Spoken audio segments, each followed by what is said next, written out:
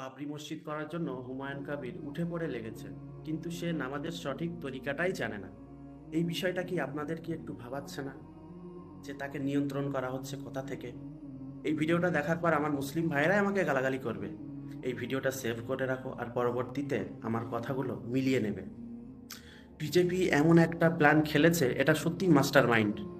মানে হুমায়ুন কবিরকে যদি মসজিদ করতে মমতা ব্যানার্জির প্রশাসন আটকায়, তাহলে মুসলিমরা বলবে আমাদের মসজিদ করতে দিল না, আমরা টিএমসিকে ভোট দেব না।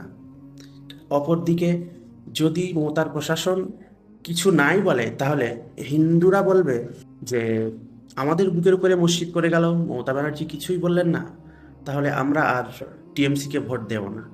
তাহলে মাঝখান থেকে ফয়দাটা কার হচ্ছে? নির্দিষ্ট একটা পার্টি। দেখো ভাই, বিষয়গুলো বোঝার চেষ্টা করো। এত আবেগী হয়ে না, আবেগ দিয়ে না তোমার জীবন চলে, না একটা দেশ।